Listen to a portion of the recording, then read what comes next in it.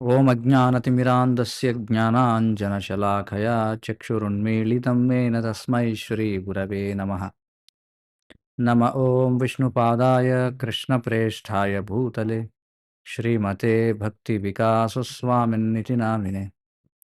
नम ॐ विष्णुपादाय कृष्णप्रेष्ठाय भूतले श्रीमते भक्तिवेदान्तस्वामिन्निति नामिने। नमस्ते सारस्वते देवे गौरवाणी प्रचारिणे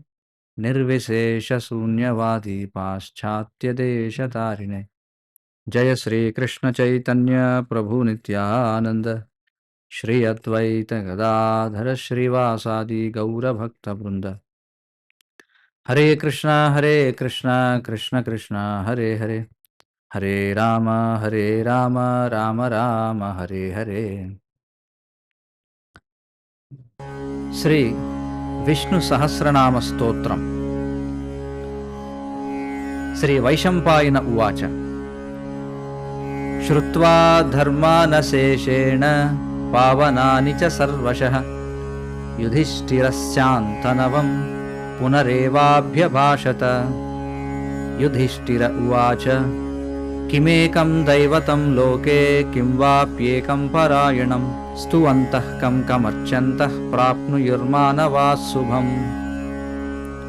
को धर्मः सर्वधर्माणां भवतः परमो मतः किं जपन्मुच्यते जन्तुर्जन्म संसारबन्धनात्। श्रीभीष्म उवाच जगत्प्रभुं देवदेवमनन्तं पुरुषोत्तमं स्तुवन्नाम सहस्रेण पुरुषः सततोत्थितः। तमेव चार्चयन् नित्यं भक्त्या पुरुषमव्ययं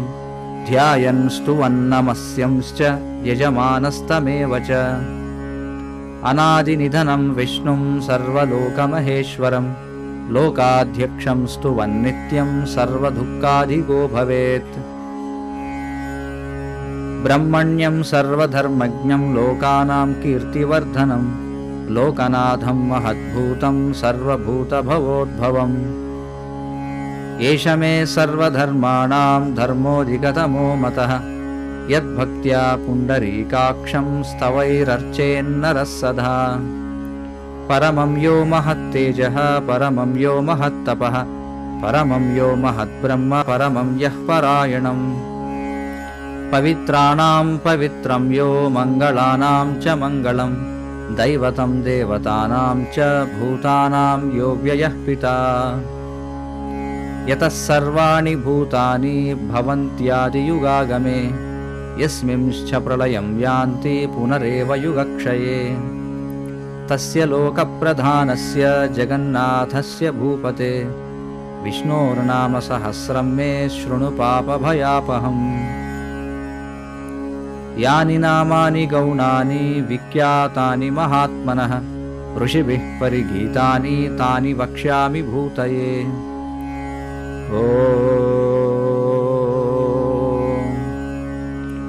विश्वं विष्णुर्वषट्कारो भूतभव्यभवत्प्रभुः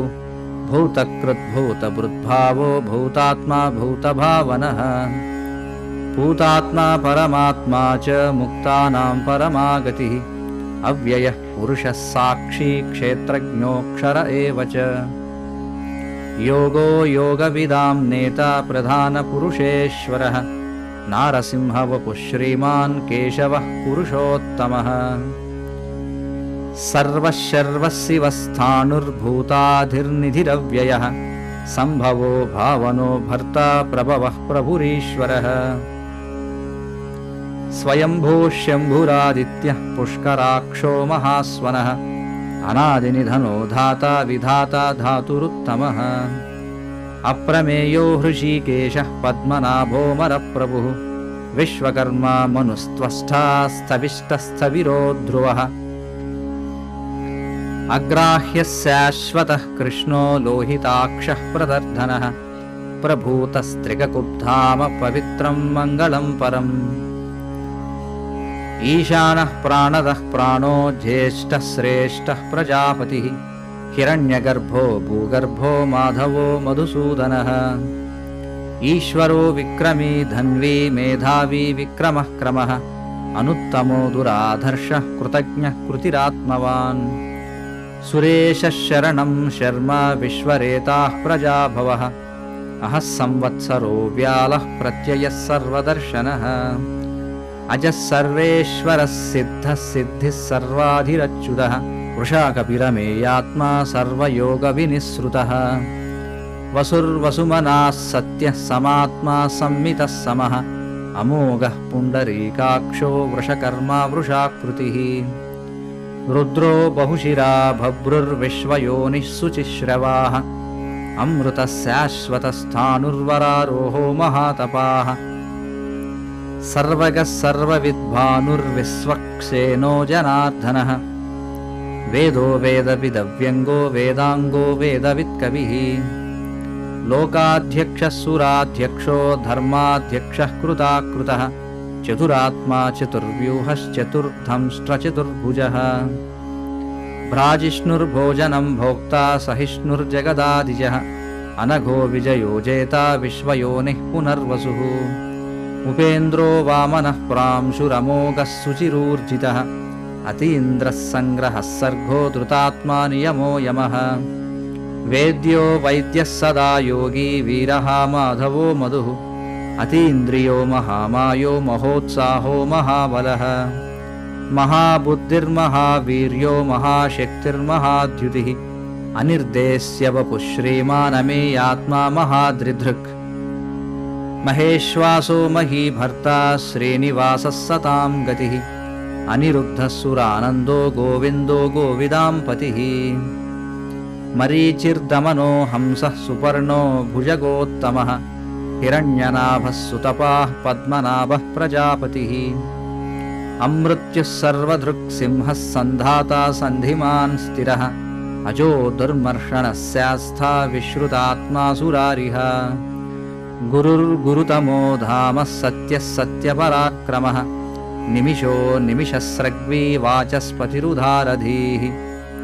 अग्रणीर्ग्रामणी श्रीमान् न्यायो नेता समीरणः सहस्रमूर्धा विश्वात्मा सहस्राक्षसहस्रपात् आवर्तनो निवृत्तात्मा संवृतः सम्प्रमर्दनः अहः संवर्तको वह्निरनिलो धरणीधरः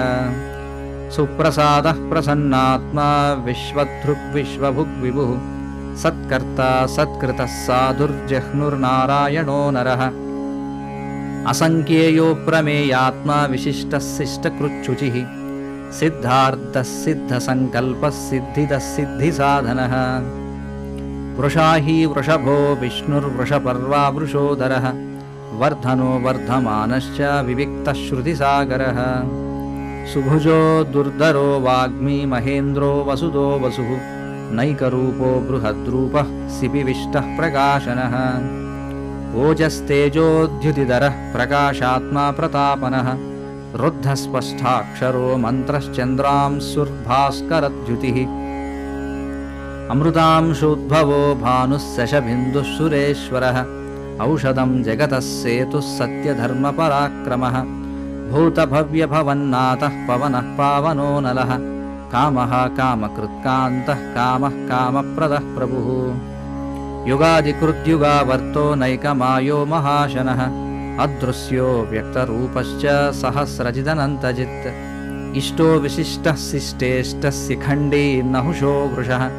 क्रोधः क्रोधकृत्कर्ता विश्वबाहुर्महीधरः अच्युतः प्रतितः प्राणः प्राणदो वासवानुजः अपां निधिरधिष्ठानमप्रमत्तः प्रतिष्ठितः स्कन्दस्कन्धधरो धुर्यो वरदो वायुवाहनः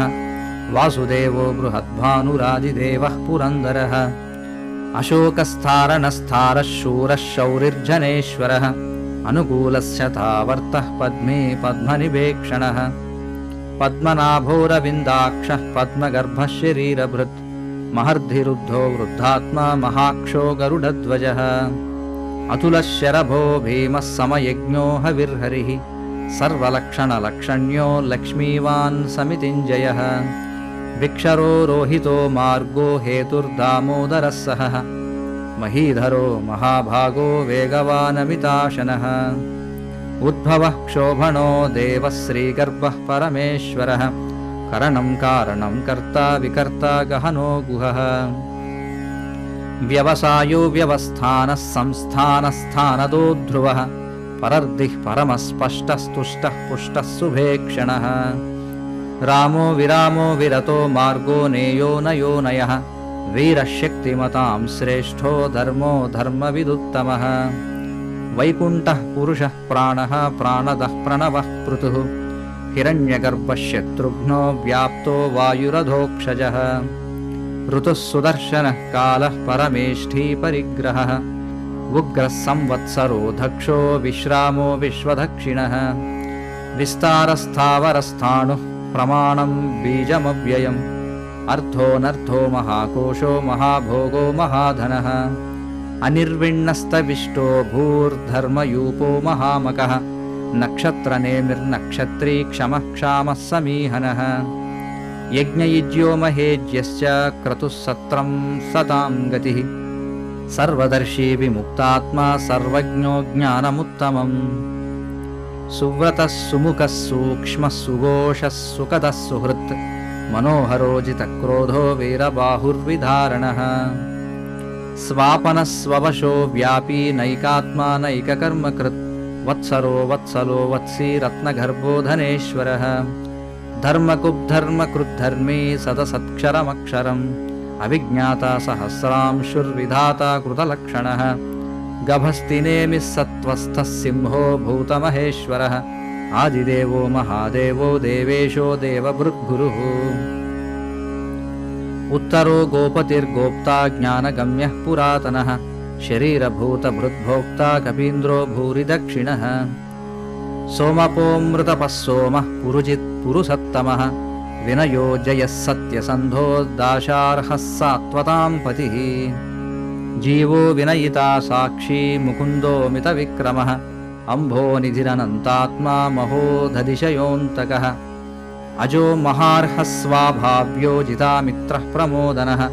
आनन्दो नन्दनो नन्दः सत्यधर्मा त्रिविक्रमः महर्षिः कपिलाचार्यः कृतज्ञो मेदिनीपतिः त्रिपदस्त्रिदशाध्यक्षो महाशृङ्गः कृतान्तकृत् महावराहो गोविन्दः सुषेणः कनकाङ्गदी गुह्यो गभीरो गहनो गुप्तश्चक्रगदाधरः वेदास्वाङ्गोजितः कृष्णो दृढः सङ्कर्षणोच्युतः वरुणो वारुणो वृक्षः पुष्कराक्षो महामनाः भगवान् भगहानन्दी वनमाली हलायुधः आदित्यो ज्योतिरादित्यः सहिष्णुर्गतिसत्तमः सुधन्वा खण्डपरशुर्धारुणो द्रविणप्रदः दिवस्पृक् सर्वधृग्व्यासो वाचस्पतिरयो निजः त्रिसामा सामगः सामनिर्वाणं भेषजं भिषक् सन्न्यासकृच्चमः शान्तो निष्ठा शान्तिः परायणम् शुभाङ्गः शान्तिदस्रष्टा कुमुदः कुवलेशयः गोहितो गोपतिर्गोप्ता वृषभाक्षो वृषप्रियः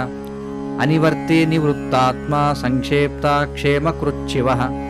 श्रीवत्सवक्षा श्रीवासः श्रीपतिः श्रीमतां वरः श्रीधः श्रीशः श्रीनिवासः श्रीनिधिः श्रीविभावनः श्रीधरः श्रीकरः श्रेयः श्रीमान् लोकत्रयाश्रयः स्वक्षस्वङ्गश्यतानन्दो नन्दिर्ज्योतिर्गणेश्वरः विजितात्मा विधेयात्मा सत्कीर्तिश्छिन्नसंशयः उदीर्णः सर्वतश्चक्षुरनीशः शाश्वतस्थिरः भूषयो भूषणो भूतिर्विशोकः शोकनाशनः अर्चिष्मानर्चितः कुम्भो विशुद्धात्मा विशोधनः अनिरुद्धो प्रतिरदः प्रद्युम्नो मितविक्रमः कालनेमिनिहा वीरः शौरिः शूरजनेश्वरः त्रिलोकात्मा त्रिलोकेशः केशवः केशिहा हरिः कामदेवः कामपालः कामी कान्तः कृतागमः अनिर्देश्यवपुर्विष्णुर्वीरोऽनन्तो धनञ्जयः ब्रह्मण्यो ब्रह्मकृद्ब्रह्मा ब्रह्म ब्रह्मविवर्धनः ब्रह्मविद्ब्राह्मणो ब्रह्मी ब्रह्मज्ञो ब्राह्मणप्रियः महाक्रमो महाकर्मा महातेजा महोरगः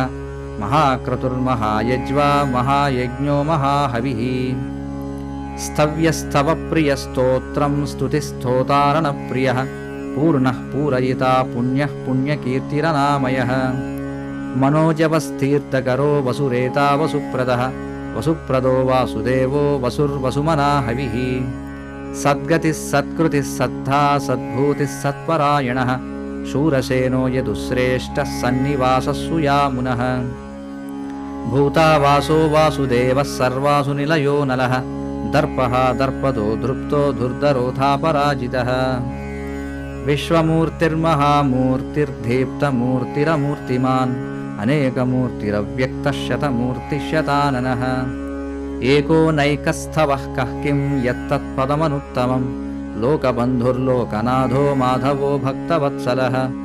सुवर्णवर्णो हेमाङ्गो वराङ्गश्चन्दनाङ्गदी वीरः विषमः शून्यो घृताशीरचलश्चलः अमानी मानदो मान्यो लोकस्वामी त्रिलोकधृक् सुमेधा मेधजो धन्यः सत्यमेधाधराधरः तेजो वृषो द्युतिधरः सर्वशस्त्रभृताम्बरः प्रग्रहो निग्रहो व्यघ्रो नैकशृङ्गो गदाग्रजः चतुर्मूर्तिश्चतुर्बाहुश्चतुर्व्यूहश्चतुर्गतिः चतुरात्मा चतुर्भावश्चतुर्वेदविदेकपात् समावर्तो निवृत्तात्मा दुर्जयो दुरतिक्रमः दुर्लभो दुर्गमो दुर्गो दुरावासो दुरारिः शुभांगो लोकसारंगः सुतन्तुस्थन्तुवर्धनः इन्द्रकर्मा महाकर्मा कृतकर्मा कृतागमः उद्भवः सुन्दरः सुन्दो रत्ननाभः सुलोचनः अर्को वाजशनः शृङ्गी जयन्तः सर्वविजयी सुवर्णबिन्दुरक्षोभ्यः सर्ववागीश्वरेश्वरः महाहृदो महागर्तो महाभूतो महानिधिः कुमुदः कुन्दरः कुन्दः पर्जन्यः पावनो निलः अमृताशोऽमृतवपुः सर्वज्ञः सर्वतोमुखः सुलभः सुव्रतः सिद्धः शत्रुधिश्चत्रुतापनः न्यग्रोधोदुम्भरोऽश्वत्थश्चानूरान्ध्रनिषूदनः सहस्रार्चिः सप्तजिह्वः सप्तैधाः सप्तवाहनः अमूर्तिरनघोचिन्त्यो भयकृद्भयनाशनः अनुर्बृहत्कृशस्थूलो गुणभृन्निर्गुणो महान् अधृतस्वधृतस्वास्यः प्राग्वंशो वंशवर्धनः भारभृत्कथितो योगी योगीशः सर्वकामदः आश्रमश्रमणः क्षामः सुपर्णो वायुवाहनः धनुर्धरो धनुर्वेदो दण्डो दमयितादमः अपराजितः सर्वसहो नियन्ता नियमो यमः सत्त्ववान् सात्विकः सत्यः सत्यधर्मपरायणः अभिप्रायः प्रियार्होर्हः प्रियकृत्प्रीतिवर्धनः विहाय सगतिर्ज्योतिः सुरुचिर्हुतभुग्विभुः रविर्विलोचनः सूर्यः सविता रविलोचनः अनन्तो हुतभुग्भोक्ता सुखलोनैकजोऽग्रजः अनिर्विण्णः सदामर्षि लोकाधिष्ठानमद्भुतः सनातनतमः कपिलः कपिरव्ययः स्वस्तिदः स्वस्तिकृत् स्वस्ति स्वस्ति भुक् स्वस्ति दक्षिणः अरौद्रः कुण्डलीचक्री विक्रम्यूर्जितशासनः शब्दातिकः शब्दसः शिशिरः शर्वरीकरः अक्रूरः पेशलो दक्षो दक्षिणः क्षमिणाम्बरः विद्वत्तमो वीतभयः पुण्यश्रवणकीर्तनः उत्तारणो दुष्कृतिः पुण्यो दुःस्वप्ननाशनः वीरः रक्षणः सन्तो जीवनं पर्यवस्थितः अनन्तरूपोऽनन्तः श्रीर्जितमन्युर्भयापहः चतुरश्रोघवीरात्मा विदिशो व्यादिशो दिशः अनादिर्भूर्भुवो लक्ष्मी सुवीरो रुचिराङ्गदः जननो जनजन्मादिर्भीमो भीमपराक्रमः आधारनिलयो धाता पुष्पहासः प्रजागरः ऊर्ध्वगः सत्पथाचारः प्राणदः प्रणवः पणः प्रमाणं प्राणनिलयः प्राणभृत्प्राणजीवनः तत्त्वं तत्त्वविदेकात्मा जन्ममृत्युजरादिगः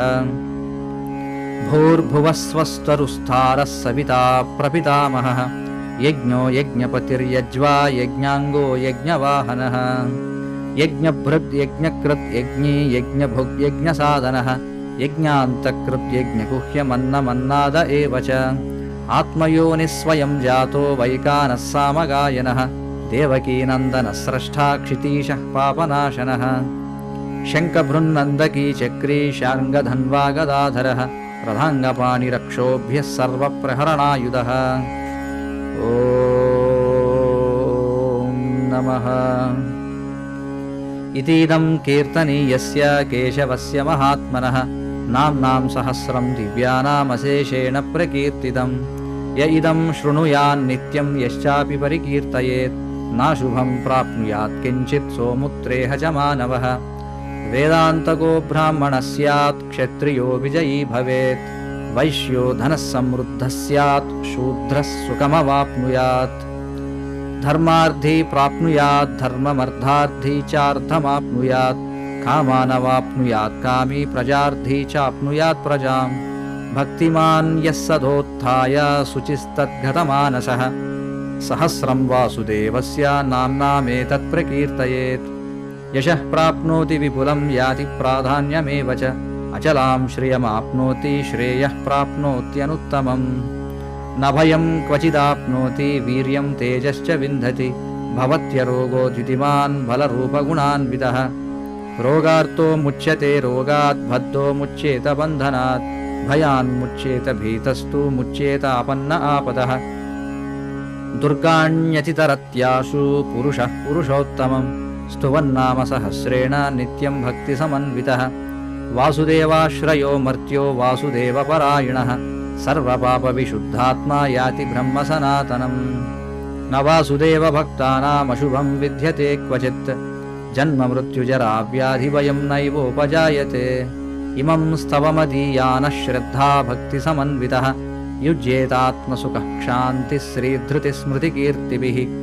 न क्रोधो न च मात्सर्यं न लोभो नाशुभामतिः भवन्ति कृतपुण्यानां भक्तानां पुरुषोत्तमे द्यौः सचन्द्रार्कनक्षत्रं खं दिशो भूर्महो दधिः वासुदेवस्य वीर्येण विधृतानि महात्मनः ससुरासुरगन्धर्वं सयक्षोरगराक्षसं जगद्वशे वर्ततेदं कृष्णस्य सचराचरम् इन्द्रियाणि मनोबुद्धिः सत्त्वं तेजो बलं धृतिः वासुदेवात्मकान्याहुः क्षेत्रं क्षेत्रज्ञ एव च सर्वागमानामाचारः प्रथमं परिकल्पते आचारप्रभवो धर्मो धर्मस्य प्रभुरच्युतः ऋषयः पितरो देवा महाभूतानि धातवः जङ्गमाजङ्गमं चेदं जगन्नारायणोद्भवम् योगो ज्ञानं तथा साङ्ख्यं विद्या शिल्पादिकर्म च वेदाशास्त्राणि विज्ञानमेतत्सर्वं जनार्दनात् एको विष्णुर्महद्भूतं पृथग्भूतान्यनेकशः त्रीन् लोकान् व्याप्य भूतात्मा भुङ्क्ते विश्वभुगव्ययः इमं स्तवं भगवतो विष्णोर्व्यासेन कीर्तितं पठेद्य इच्छेत् पुरुषः श्रेयः प्राप्तुं सुखानि च विश्वेश्वरमजं देवं जगतः प्रभुमव्ययं भजन्ति ये पुष्कराक्षं न ते यान्ति पराभवम् इति श्रीवैशम्पायनोक्तं विष्णुसहस्रनामस्तोत्रं सम्पूर्णम्। अथ क्षमाप्रार्थना। यदक्षरपदभ्रष्टं मात्राहीनं च यद्भवेत् तत्सर्वं क्षम्यतां देवनारायण नमोऽस्तु ते। हरे कृष्ण कृष्ण कृष्ण हरे हरे हरे राम राम राम हरे हरे हरे कृष्ण कृष्ण कृष्ण हरे हरे हरे राम राम राम हरे हरे हरे कृष्ण कृष्ण कृष्ण हरे हरे हरे राम राम राम हरे हरे। श्री विष्णु सहस्रनाम स्तोत्रम की जय। वाञ्छाकल्पतरुभ्यश्च कृपा सिन्धुभ्य एव च पतितानां पावनेभ्यो वैष्णवेभ्यो नमो नमः।